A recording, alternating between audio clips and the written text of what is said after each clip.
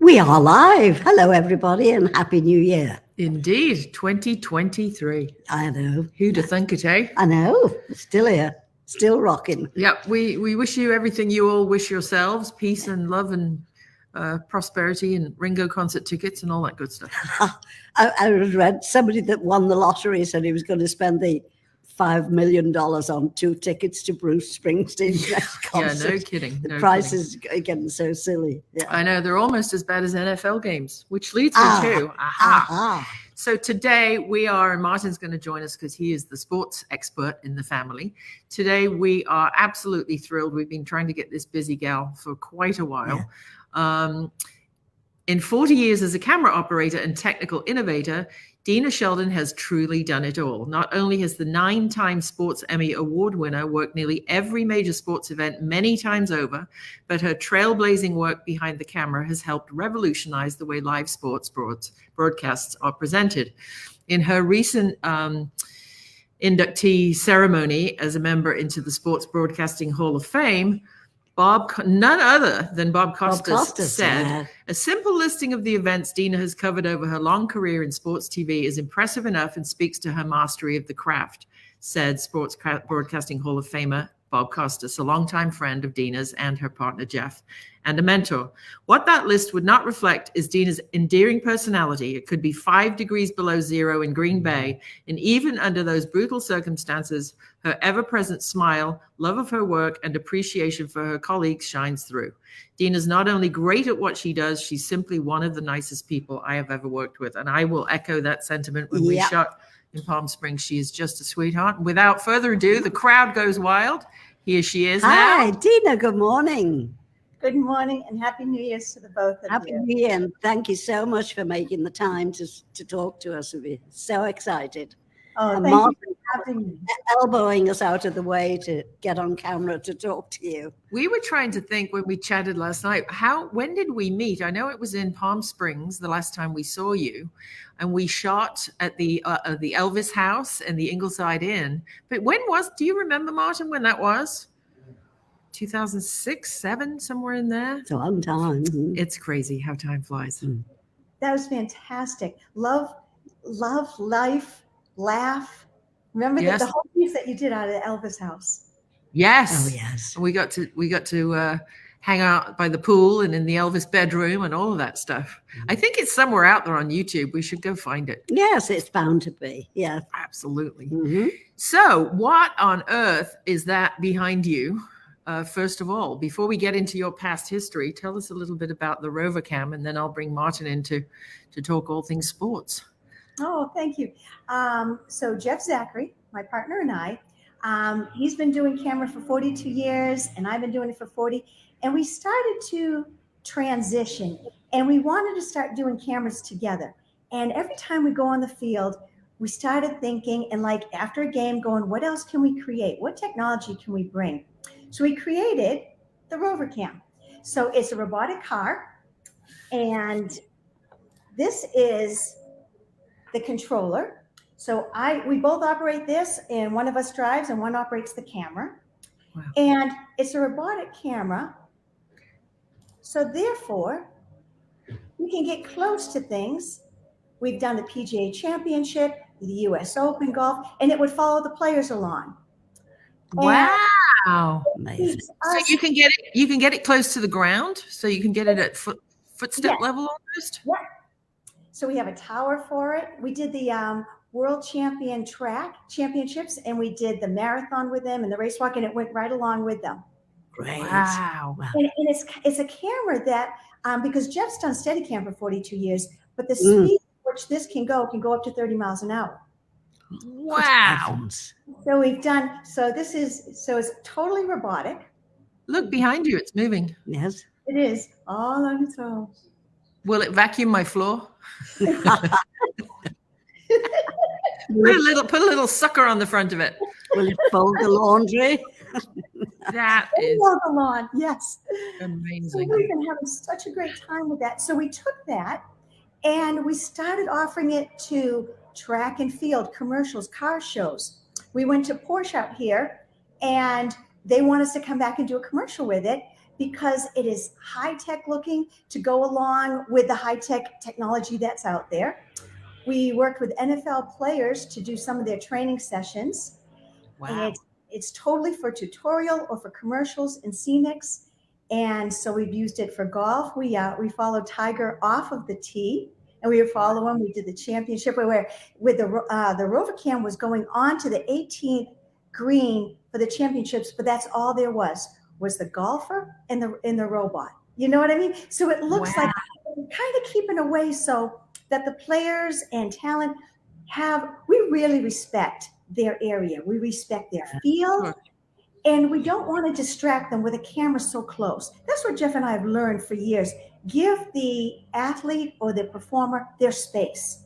Right. You need a space that you kind of feel comfortable in. And we don't like to invade that space. Right. So with the robotic and everybody versus a drone, we decided to go to ground. It's like a ground drone. People take to it better because they laugh with it. They talk with it. Sometimes they try to feed it. Becomes a family pet. That is absolutely what it's truly gives you the fly on the wall, doesn't it? Yeah, it does. And they don't mind it when it's going along with them because we can use our lens on it. If we have the Canon by 25 by on, right? They're brand new lens, a 25 by 5, 20 by 5 on it. We can use our lens. We don't have to be next to people. Wow. Give them their fun. Let them speak to their caddy or something like that. Give them their space, but they know we're listening. Right. Well, if you don't mind, I'm sure Martin will agree. I'd love to put some more details from your website, rovercam.info. I'd love to take some of that and put it on our McCartneystudios.com video production company website, because you never know, somebody books one of our directors for a commercial, they might go, ooh, the Rovercam's an amazing addition to the set. We would love that. We would absolutely love that. Fantastic. Because it does take the place, like, you know, when a set is being set up and the rails go down and the dollies come in, this you can move wherever you want. And there's just two of us that go with it. So we've done the dolly cameras for some of the feature films, and the setup is huge. Not to take away from what we do that, but this is so flexible. And you can redo the set. And like we're working with an NFL player, he's known as the Madden Man. Let's do it again. Let's do it from a different angle and things like that. And we would love to have it on your website because you never know. It gives ideas. We also made a boat cam also. Wow. And we put that at the Super Bowl in the lake in front of SoFi Stadium. I'll just pick that name up you just dropped there for you, the Super Bowl. Yeah, you worked on the Super Bowl. So I can tell we're getting into sports and football. I'm going to swap places with the knowledgeable one in the house here, because Martin's dying to get his hands on you, if you know what I mean. Don't tell Jeff I said that, but you know what I mean. But I'll be back, and here's Martin. Hello. Come sit beside me. Happy New Year's, kids. Happy New Year's. How are you? Good. Good to see you. Great to see you. You're such a team. You're right. You got a 2-for-1 deal. When you got together with Ruth, there's. I call it 1.5. You know, I get it stereo. One's down there and one's up here. Oh, thanks for having me. No worries. Yeah, well, I was watching Monday Night Football last night, and I couldn't obviously tear myself away from the tragedy that was Damar Hamlin. And I wanted to ask you, on a more serious note, in your career, when you see, I mean, I know I've read all about Bob Costas, and he talking about Deena just knows the shots automatically. She knows everyone in Green Bay on the 5-yard line or close to the end zone where she needs to be with the camera, which, you know, when normal people look at football that have never seen football before, it's just a bunch of guys tackling each other, you know, and the ball carrier sometimes gets lost in the mix. So I wanted to ask you, did you in your career have moments like that where you had to decide to put the camera away or go to the fans instead of seeing what was happening on the field? That's a great question. Now, from last night, which was an incredibly traumatic event, We have already set up a trauma support line for the entire crew, for the camera operators, the tape operators, everybody. It's already online. We're reaching out to everybody on the crew because it's a great question. And I've seen it, when you are running a camera that you guys know, you have your own production company, and you're this close to your viewfinder, and you see these traumatic injuries, it goes in your eyes, it goes in your soul. Honestly, I end up crying when I see it. It's just a natural reaction. I usually turn my head, I pray, I cry, and I'm trying to shoot through my tears on some of the hits that we see on the football field. Jeff is right on the sidelines. I'm on the cart next to it. And so what you do is you teamed up with a tape operator. So they're recording every single thing we do. You asked a very good question, because if I'm live on the air, right, who's seeing that? Kids are seeing that. Their family is seeing that. It is up to the TV truck, the director, the technical director, to quickly get off my camera. Now, we still keep shooting because the league is going to want to see it. The doctors are going to want to see it. Did he hit his head, a double hit on the ground? So you hope and pray that the technical directors and the best in the world, they can hit that switch as quickly as possible. So then their decision is made. Do you show the replay? How many times do you show the replay? And that is always thinking about, that's the family's last shot of that person. But also for health reasons, they will take that feed and send it to the people they need to send it to. There's the head trauma team on the field, and they will quickly go to the monitors that have our feeds to it, because they have to assess an injury. It goes into your soul very quickly. Now, we don't shoot things like people running on the field or fights. We keep that away. There was an injury like Joe Theismann, okay? It was replayed over and over, and it got bigger and bigger and bigger. So now there's a really concerted effort. Let's not throw this at people's face. Let's talk, like you saw all the shots last night of everybody else so traumatized by it. So you do think very quickly, am I shooting something? If I find myself, all of a sudden, maybe the switcher got stuck, I might pull back.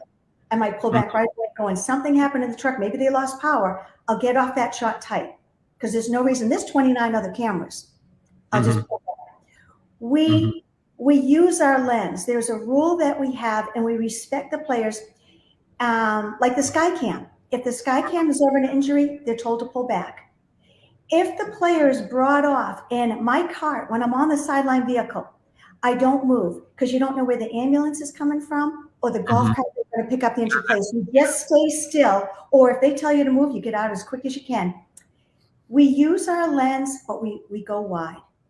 There's no reason to go tight, because that is the player's worst moment. So disrespect it, if that answers what you were thinking about. Oh, yeah. And also the communication between yesterday, what struck me on a more administrative point was the delay between the NFL headquarters to actually now say we're going to suspend the game indefinitely. That took so much time because nobody was actually, prepared for this kind of event. And I found it really disturbing that it, took over like 30 minutes before they made up their minds to call the game, And the question to you is, what part of the responsibility within the production team and the NFL, who's overriding whom here? Absolutely the NFL. Absolutely the NFL Players Association. Those phone calls happened so quick. There's that red hotline. They were on with everybody that had to say. As you can see, the players blocked everyone's view. They set up that wall around what was happening on the field. The sideline announcer, she did a great job. She did tell the truth of what she was seeing. And that made everyone go, that's why everybody's crying. So the players made the wall. the ambulance goes off. They had their huge prayer session. At that time, you just got to believe all these phone calls are being made. It set a precedent. This has never happened before. Right. Because we've seen terrible injuries, the paralysis, the concussions, and it takes you back. And you're going, how does that not affect a person from going out again? But they do go out, and they do result. So it was something that's never happened before. As far as it taking that long, I think everybody had to make sure, because you're dealing with the game, the huge, everything, the vendors, the stadiums, the players, the rankings, all that secondary to what was really going on, but they never had to face this before. I really believe that when you saw the coaches in the hallway and they embraced one another on the field, I think they were just all in shock going, I can't even come to terms with what am I seeing. And then the players were, I think there were 2 players that just stepped up and said, we can't do it. And there was not a question from the NFL. They're not doing it. So However, the initial ruling was 5 minutes for warm up after it's done and you're going back out. And so that for me was like, okay, how do you override that? And I think that's kind of with any major injury. Let the players come back, and that's kind of just regular protocol. I don't think that they meant to insult anything or anyone or the magnitude of the event. I think it was just, this is what we normally say. You'll have time to warm up, go get warm if you have to change uniforms, whatever it is. I think that was just what we always hear. They're going to go take a break and then come back. I just think it was, I'm not concentrating on how much time it took, because if you also look at the field, the up cameras were still shooting. All the field camera operators got off. All those cameras were empty. They all went back to regroup. We're speaking to some of them now. What happened? What did you go through? How can we be there for you? Because what you saw, none of us have ever seen. I've seen it in an Indy car race, and I've seen it in a NASCAR race. And I've seen it. One of the things that was really, really tough for me to do is horse racing. And boy, oh boy. I've covered 24 of them. I was in what we kind of call turn 2, coming out of at the Derby. And I would sit with the vet, and that was his spot. And if he had to send a horse to heaven to get him out of pain, I sat with him and I watched him one day, and he had to do that. And I said, you must have the toughest job in the world. And he goes, the toughest and the most grateful, because he sends them to heaven right away. Did it have to happen? And I saw him one day, and he came back and he washed his arms, his body, he was like washing his soul. And I just witnessed this. And he goes, I have to do that. And so it was very, very tough to see, because I have a hard time with that sport. I respect them, unbelievable athletes that they are. The jockeys are athletes. I do not agree with the whips, obviously. This is where I'm coming from. Do it without it. So it's a very tough sport to watch that. So we have seen that, and that's why they cover it up right away when a horse goes in, to protect children. First of all, what are kids doing at the track? Their pets have now, it's a tough one to see. So yes, all of us have dealt with seeing that close, as you guys have, when you're watching it as a fan. Oh, sure. Speaking of fans, I want to switch the topic just a little bit. I'm a huge soccer fan. So, growing up in Germany, that was our baseball, right, in Europe. So did you ever see any of the games, and were you like, okay, we could do the rover cam here. We get close on Messi. I got Jeff on the sidelines. Was that ever a temptation for you guys to do a World Cup event? Absolutely. Jeff did the World Cup when it was in LA. He was the first person to ever put a Steadicam on the sidelines of the pitch. He was there, and they're going, what's this guy doing running with me? So he was the first one to introduce Steadicam to sports. Wow, I did not know that. Yes, he's 42 years he's been doing it. First one to put it on horses, on Monday Night Football, on any football. He's the best. He's the best at what he does. Mm-hmm. And we have offered the Rover Cam many times for the soccer. And you have to be careful because you have to have a distance, because if the players come off, nothing can be solid. So if you ever watch the NFL game, and we're all on movie cameras and stuff like that, the NFL films guys, they have someone standing by because they'll have their camera on a little baby tripod, okay? Mm-hmm. They have someone who can grab that, which is on like a little piece of plywood and on a hi-hat. They grab that as quick as they can because you have to be mobile on a sideline because you got to watch the player. And sometimes they duck, they crouch, so the player can jump over them or something like that. So the Rover Cam, we've offered many times. We're going to keep offering for soccer. Great. Wow. So you said you're switching it up a little bit, and your new fascination is music, and artists that may have the benefit of your camera systems. Tell me a little bit about that. We would love you represent a lot of artists, in your company. Anyone that wants to do it, because we take the Rover Cam, we put it on stage, and we let it. If they're crossing left to right, we'll cross with them. We'll get it out and move it out of the way. We also, we have a tower on it. It can go in front of the stage, so it doesn't impede anyone's view, and it goes back and forth. No railings, no crew that would trip it up. So we want to do more music because it's allowing them to perform. And this is it's not very cumbersome, and it just goes on the stage with them and walks down if they're walking down it. We would love to do that because we had the experience of doing the 8 concert films with James Cameron and Vince, the 3D concert films. Probably one of my most favorite moments was U2 the night before. Only maybe 40 of us were in the stadium to get all our close-ups. It was a private concert. Mm-hmm. Oh, they were so kind and so much fun to work with. So we did them. We worked with Metallica, Miley Cyrus. All these people were incredible behind the scenes. Jonas Brothers, Justin Bieber, Cirque du Soleil, Glee. So we would love to offer that because all of a sudden, if these musicians and stuff like that going, wait a minute, we have a whole production team right here, and we've never had that kind of angle. And then use it on their website, use it on their social media. Yeah. It doesn't take a lot to record on this because it's a roll and record, literally a roll and record. Right. Yes. Well, and Joanne Rose is saying it's a great idea for live shows because there's no blind spots for fans. Right. Stands to get stuck behind a big camera. Yeah. No blind shot. Tell us about you have 2 documentaries in the making. What's that all about? Both of them, we have to get more NDAs out for them. But okay. it's we can't wait to share them. You'll be the first we share it to. Good.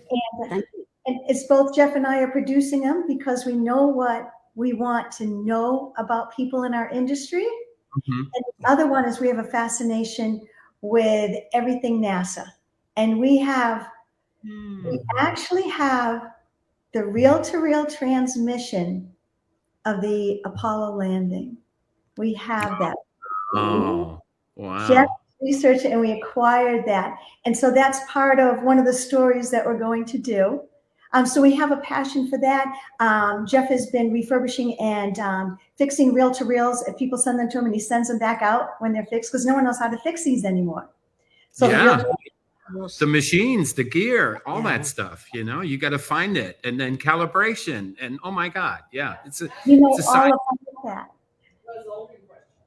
Oh, Ruth has this Buzz Aldrin question, and we met him at a party once, and she went straight up to him and said, "So, you're the first man on the moon, right?" And he goes, "Like, what do you mean?" He goes, "Well, that camera shot when Armstrong comes down, there has to be a camera there, right? I mean, who's filming that?" He just avoided the question. He just avoided entirely. Like it was, a Secret Service kind of a deal. Yeah, I asked him a similar question at a party at the British consulate, and he just said, "Oh, very interesting question. What are you drinking? I'll get you another cocktail." Shut up. Oh, I mean, isn't that fascinating though? Because were you like not enamored when you saw him going? Oh yeah. Oh, come on. Yeah. Oh, I know. mean, Yes. Unless it was all staged in Burbank on a sound stage. There's that theory too. Yeah. Oh, no, we know one-on-one. We've met them in people's homes, like British consulate and all that sort of stuff. So it was for real. Yeah. Yeah, but who was holding the camera? Right. Exactly. It wasn't the It wasn't, no. It wasn't like a selfie. So what was interesting when I typed in rover cam, and Ruth didn't tell me the exact URL, all the NASA stuff came up with the rover on Mars and blah, blah, blah, blah, blah. It's a very good, search topic to be associated with. Oh my gosh. And we named it before their rover. Really? We grabbed rovercam.info years ago. Oh. And so all of a sudden we're like, oh, so we have someone on Mars. This guy didn't go to Mars, but his brother did. Yeah. Talk about the only thing I would love to know about the rover cam is the stability on the ground when you have like gravel maybe or obstacles in the way. Can it handle, like we see in these rovers on Mars, they can actually go up and over and step and climb ladders and all that stuff? Is that all, or is it just a flat continuous movement? We have all different wheels. We can put it on ice, gravel, sand, dirt. We have sand tires. Right now we have the rugged ones on it. It has all of these stabilizing. It's a great question.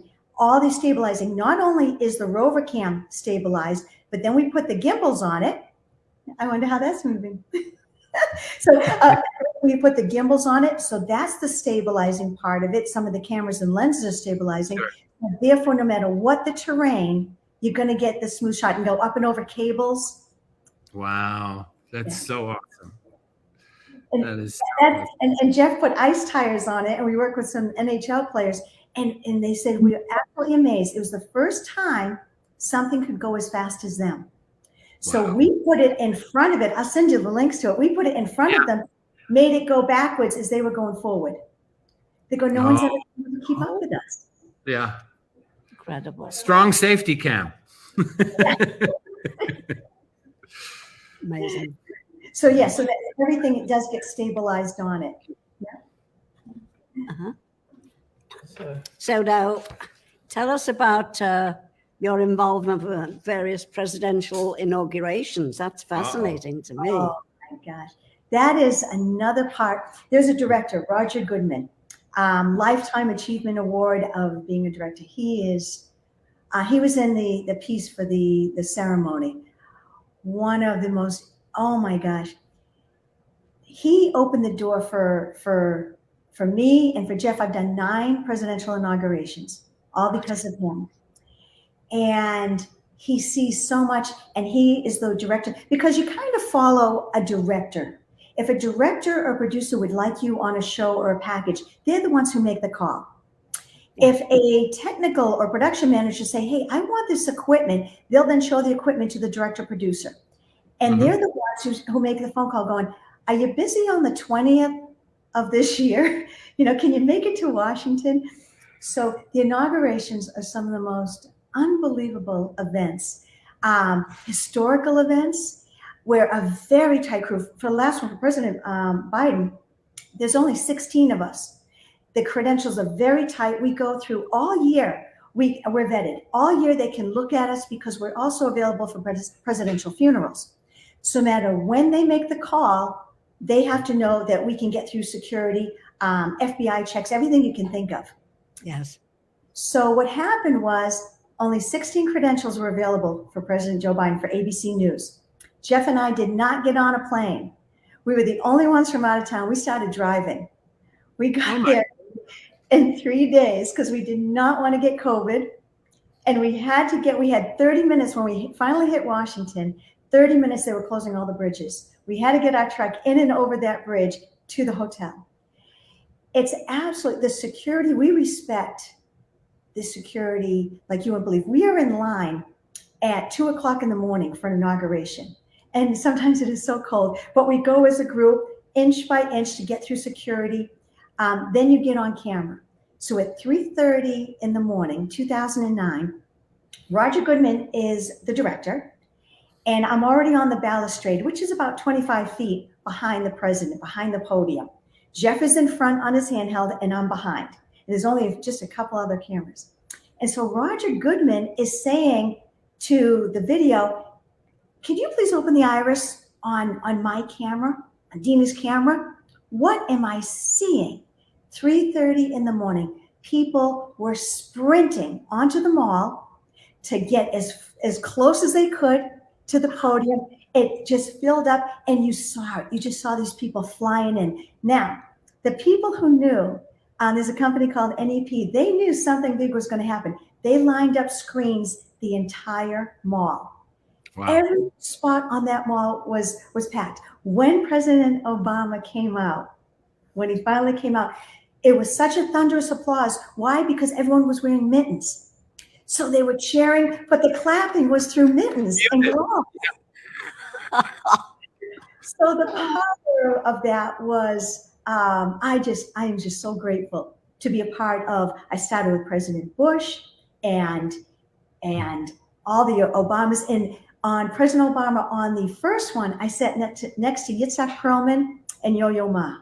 Oh, wonderful. And they were right next to me on the camera, and they were rehearsing. Now, secret with us, no one else is hearing this, right? They had to record their music the day before because it was so cold. It was minus 13 degrees on inauguration day, or 13 degrees, that they didn't know if the instruments were going to freeze up. That's right. So just in case they didn't, they practiced. And I was like, I was sitting so close I could have changed their music for them. You know, it was unbelievable to be a part of that. You know? I bet. And we respect that Capitol like you wouldn't believe. I would have to have an escort in to use the bathroom in there. That is how hallowed those grounds were for years. So you know how we feel about everything. But it is so we also had a little problem at Biden's inauguration. And something happened close by, and the military grabbed all of us, and they had to protect us. So the whole crew went into in the lower part of the Capitol, but I was by myself on the stands. Well, I had my headset on. I was listening to facts and everything like that, and I look up, and everybody is gone. They're sprinting. I'm like, what did I miss? I was listening to the music and the director getting ready for the show, and I see this one very boisterous Capitol Police on the podium, and she's looking right at me, and she goes, "You run as fast as you can to me," right? And I just grabbed, because we had a lot of things with us. I grabbed all of my gear, and I'm running down the stairs, and they get me. I was the last one to get into the Capitol before they shut the doors to protect us because they thought we were being under attack. So they go, "Lady, you've got to get to your office, and you got to stay away from the windows." I go, "I don't have an office here." So another police officer took me and put me into what is it called? What was it called? The oval, the rotunda. And so I'm in the rotunda, and I meet some other people, and we're just staying together. And I look up, I'm like, "Didn't they say stay away from glass?" I look up at the rotunda, I'm like, "This is a glass roof." Yeah, that's true. But it's intense, and you just one with security. You respect everything that they do. But those events are so meaningful to us. Oh, I'm sure. Have you ever written a book, or do you plan to? Only with you guys, because I would have to have the same publishers. Oh, that's so sweet. Plug. Thank you. You scratch my back, I'll scratch yours. I have not written a book yet. Some things will be published, some things will not. Yeah. But as you know, there's challenges we've all faced, and we set out, as you guys have, to just enjoy what you do, right? That's right. That's the bottom line. That's I don't right. care. We all love it. Yeah. So talk to us about Reagan's funeral. Ruth is passing me a note here. Oh my goodness. So what happened was, So I'm out front. Jeff's out with his Steadicam he has when the hearse arrives. So, and I'm on the stairs right in front of the Washington Cathedral. So my shot is of Mrs. Reagan going up the stairs. Now, they didn't want any cameras, okay? But we set them up anyways, 30 minutes before the funeral happened. The Reagan family says, you know what? Let's share this with the world. Uncover every single one of those cameras. So all the cameras get uncovered, and we're ready. We're ready to go no matter what. Yeah. So Jeff has, and Jeff knew Merv Griffin, and Merv Griffin was there, and he recognizes Jeff, and they start talking, you know, when the coffin's coming out, and Jeff's trying to be respectful and talking to Merv Griffin at the same time. Yeah. And Merv said, how you doing? Because he was living in Palm Springs at the time, you know, and Jeff's like, hi, can we talk later? Yeah, kind of busy right now. Oh my goodness. So Mr. Reagan comes up the steps. Now, I put that camera down. I'm supposed to run. Now on that funeral, I'm supposed to get to my other camera, and it's in the choir. So I have to run. You could hear a pin drop. I'm the only person moving in the entire cathedral. I got to get from the front door to the back, to the choir. And I'm trying to go, and you know, every security and every detail is there for every leader of the free world. And I'm trying to hold up my credential. No, I'm with ABC. I'm with ABC. I'm a friend. So I'm sprinting down.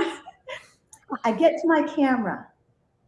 Now there's Secret Service everywhere. So I have to take my camera and I have to pan it. And all of a sudden you hear click, click, click. And they go, Miss, turn your camera back. Okay, I'm turning my camera back. They didn't know because they were all set up. They didn't expect a camera operator to come in. So I got those shots. So the next year, on the next funeral, on President Bush, they decided I would not run down the middle of the cathedral. I'd run on the outside. They assigned a Secret Service person to me, but I ran faster than them. So that's my now it looks you're running away from Secret Service. Exactly. So now on the next funeral, what happens is they found a faster Secret Service agent. I was going to say, I have minutes to get from that front camera to get to the second camera. No one's going to wait for me. You know, so you stay in shape throughout the entire year because you don't know what you're going to be asked to do. Right. Wow.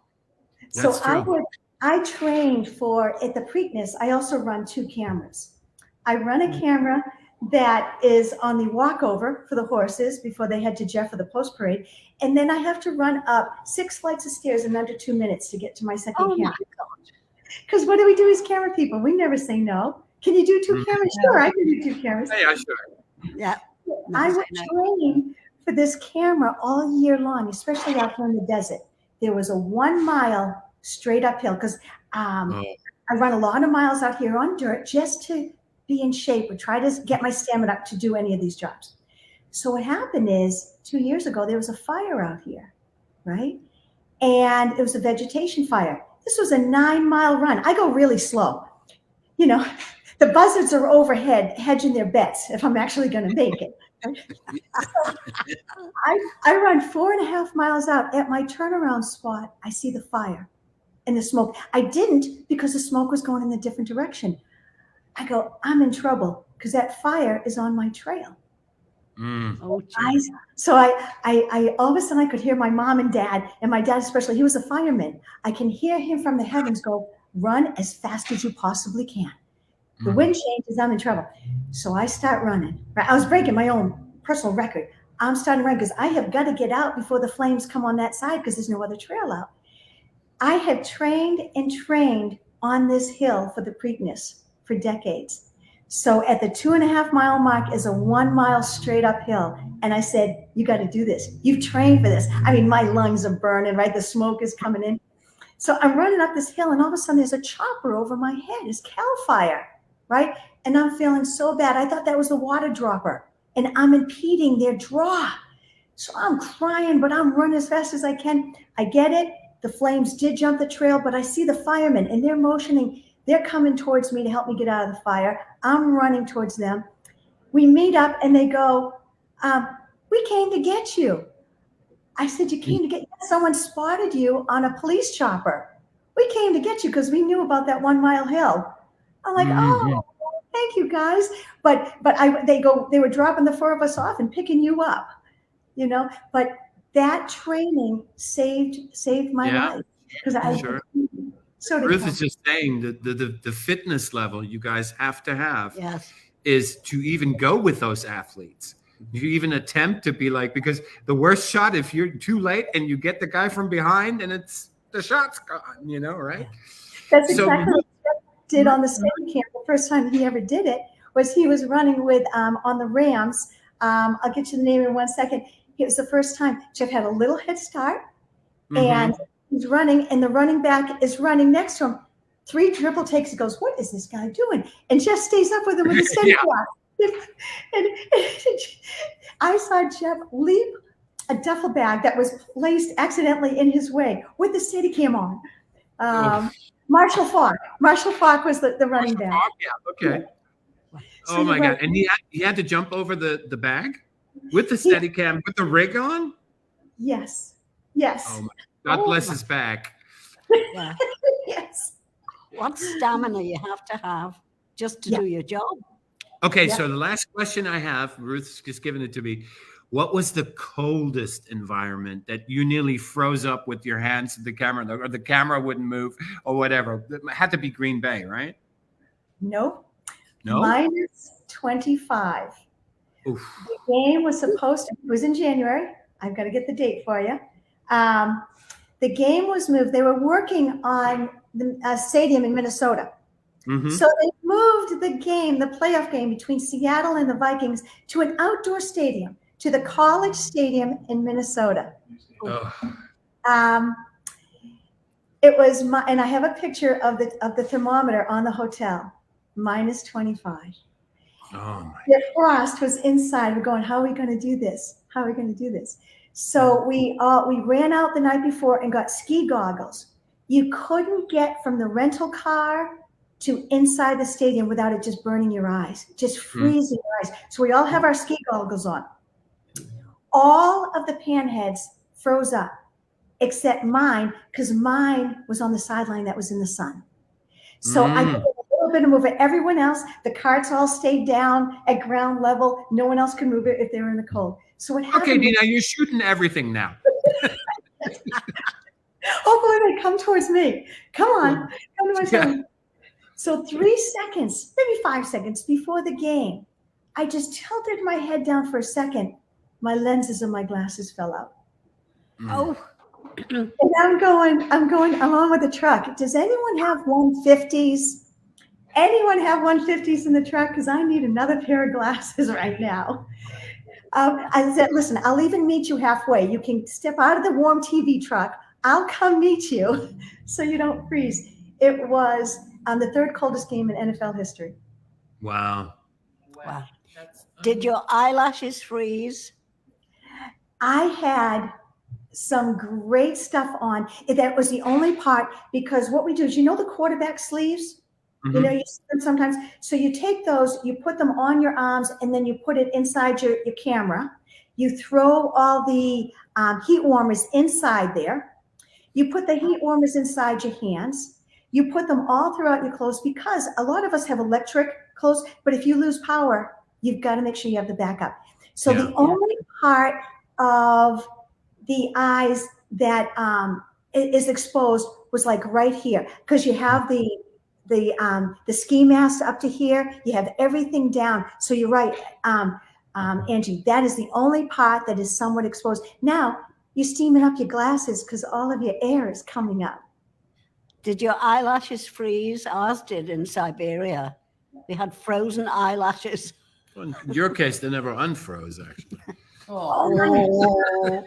Later, I'll get him later. In Siberia, it was 56 below. I was, when I was doing my pop star thing, singing over in Siberia, We were in Nizhny Vartovsk, which is up above Murmansk. It's up above the 60-degree Arctic Circle. And it was 56 Celsius below. And we literally Ange and I were just cooped up in this. Well, they called it a hotel. It was actually mental hospital. It was a mental facility. It was the only place they could put us up. Good place. And for so us, we actually. said, oh, let's get all bundled up. It can't be that damn cold. We'll just walk across the street to the post office and mail our postcards so they'll have a Siberian stamp on them. Well, literally, we got down 3 steps to the front of the hotel to the traffic light to go across the street. And I had sunglasses on and hats, but my tear ducts, the little holes in your eyes that make the tears, felt like someone was shoving needles down them. It was so damn cold. How long did you stay there for? We did 7 weeks all across Siberia in a helicopter that was built almost before Ange was born. And I had a big piece of gaffer tape down the middle of the whole windscreen. The windshield was in 2 parts and it was broken. So the windshield was gaffer taped together. And the snow used to come in and melt. So they had towels. We used to steal towels from the hotel and put it down in front to stop the instruments in the helicopter from getting wet and failing. So I understand cold is cold. Cold is cold, yeah. Cold is no good. Bodies to your instruments. Oh my gosh. How did the pipes not freeze in the hotel? Who knows? I mean, Canada, Alaska, Siberia, they seem to get it done. They seem to just have the right legging and they let the pipes drip all night, I guess. Let the drip go so it keeps it going. But yeah, no, I never remember being so cold in my life. And there was a woman standing outside all day at the traffic light.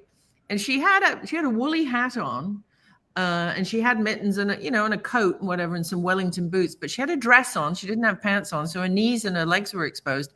And she was selling chickens, raw chickens, and ladies' bras, brasiers. And she had her arms out like the Brazilian statue of the Christ. Yeah. And she had bras hanging from one arm and a handful of frozen, of course, chickens and the other. And she just stood there for hours yelling in Russian, chickens and bras. How the hell she didn't freeze to death, I don't know. I got a picture of her out the hotel window. But we've changed the subject, haven't we? We have. No, we went from but that cold to the bone feeling. Oh, right? Yeah. And being in LA, like it's a little chilly there today, right? Yes, it is. It's chilly. We're bracing for 59 degrees. Yeah. Bracing ourselves. Oh dear. So yeah, I mean, God bless this. Back to one of our original topics today.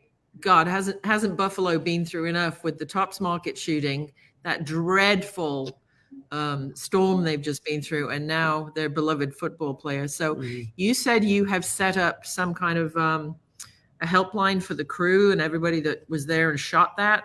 Do you want to tell folks what that is, and then I can get that out there later?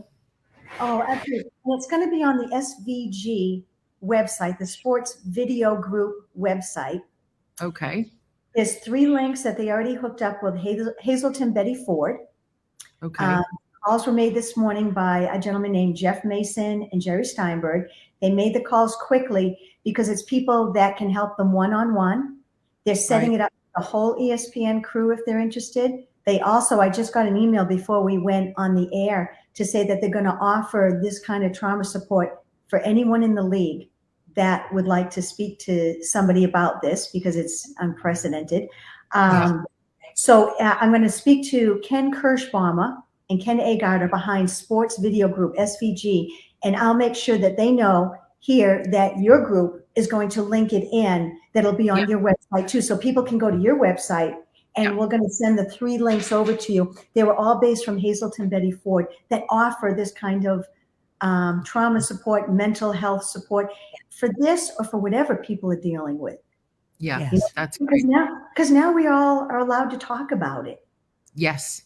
Well, and, thanks in large part, I have to say, to Prince Harry. He really brought the mental health and the suffering that he went through when Princess Diana was killed to the fore. And I think it takes brave notoriety and celebrity, whatever you want to call him, voices like that. Because, we all have our up days and we all have our down days, but some people have more downs than ups, and some people's chemistry is different. And why should it's so weird to me. We have cardiologists and we have gynecologists and we have dentists. Why there's been such a stigma about mental health? Your brain is the thing that runs all the rest of it. Mm-hmm. Right. And if your brain is off, nothing else is going to work right. Mm-hmm. So if you need help, reach out. There's no shame in it whatsoever. And I think it's just about someone listening. Correct. Yes. And it's just whether it's a friend, whether it's a 12. Okay. Yeah. A 12-step program. All that really is someone has been there and someone listening. And this is the tools that you use. And let me be there for you. When the phone is so heavy and you can't pick it up, here's a phone list. So no matter what group things that I'm in or anyone in, you leave with a phone list. Yep. And can I text you late at night? I'm having a tough time dealing with this. And I think sometimes, and Prince Harry absolutely brought that out. And sometimes I think the stigma is also on that word, mental issues. That look at how old I am. That had a stigma growing up. You know, it's more of a supportive group, stress help or something like that. If it's the name, because then who's going to know those conversations? Are you going to be exposed or something like that? So you're absolutely right. But that's the thing that makes us tick upstairs. Yeah. You know? So you're absolutely right. Incredible. So for an uplifting ending to our just fantastic, fabulous time we've spent with you, we're so privileged to get you for this amount of time. Martin wants to know the silliest, craziest, or funniest thing that's happened on the way to the forum. Funniest moment. The funniest moment. Putting you on the spot, I know, but I have two of them. You want two of them? Okay. Go ahead. Okay. One was that I was speaking about during the ceremony, during the sports broadcasting, which is an incredible, humbling honor, right? I'm the first woman to get in as camera, the first hard camera. When I got that phone call from Ken Agard that you have now being inducted in the Sports Broadcasting Hall of Fame, I couldn't say a word because I was crying. You know, I was shocked. And Jeff and I were supposed to go do the rover camp for the marathon. I'm like, I can't. I'm crying. Yeah. And he goes, you know, you got to shoot this. So during the ceremony, which was really heartwarming to receive that. So I was in Chicago. Now those sideline tickets, right at the 50, usually go maybe $1,500, $1,700 a seat, right? So here comes, I come with that big Chapman cart crane, right? And I'm talking to my driver, okay, got to go a little right. We got to get to the line of scrimmage, right? And boom, I stopped right in front of someone with that very expensive seat. So it was in Chicago. And I try not to stay in one spot too long, just because I know I'm upsetting the fans, right? Move. Just go with the line of scrimmage. So this one guy in Chicago, he's just giving me a bad time the whole entire game. He's yelling at me and screaming at me. I said, I understand. I empathize. I understand, but not a darn thing I can do about it. But finally, he yells out. And remember, I have my headsets on and I try not to listen to the folks in the fans because I get hit with a lot of stuff too. When you land in front of somebody, I've been hit with pizzas, cashews, batteries, apples with quarters in it, just so they have a better trajectory to get to me, you know? And I'm looking at the cashews on my cart. I'm going, cashews, those are like $10 a bag, folks, right? So don't throw your nuts, go nuts. Exactly. I even get punched in Oakland. And the police come up to me. I'm bleeding. He punches me and they go, do you want to press charges? I go, press charges. I'm in the middle of a wide receiver ISO. I don't have time to press charges right now. Just take the guy away. So I'm in Chicago and the guy finally yells this at me. Move your fat, and I'm putting it in a nice way, tuchus. I didn't know he knew Yiddish, right? Yeah. Move your fat tuchus out of my way. I said, no, you're not going to get away with that one. So I take my headset off. I said, buddy, 200 lunges a day. This is not fat. This is all muscle, baby. All muscle, baby. So he starts laughing. The crowd starts laughing, right? And he understood. And I'd see him every time I'd go back to Chicago. I'm like, it's me. You know. Look at fat ass. Oh my God. Another time, I'm doing a game at Shea Stadium, and I'm on a center field camera. Well, the funnest, the most incredible thing I was ever on. I was on the center field camera when the beloved Robin Williams and Billy Crystal went into the announce booth, and Tim McCarver and Rusty Staub gave them the announce mics, and they announced the game. I have never laughed so hard in my entire life. It's on YouTube. I have never laughed so hard when those two announced the game. And Rust and Tim McCarver just goes, take the mics, do the whole inning. And a foul ball came up, and it just missed Robin Williams' head, and it smashes to the back of the thing. And that was probably the funnest event that I've ever done to be on camera for. Wow. You have lived a life. I should introduce you to some book publishers I know, huh? Oh my goodness. But you guys, you were so ahead of your time. When we met you guys, you knew internet, everything to do with websites, marketing, so ahead of your times. And you've excelled at what you've done. Well, so the combination of what you do, the people that you represent or come through your door, there's things that we can provide for them, right? Right. Maybe we'll do the book after my career, No,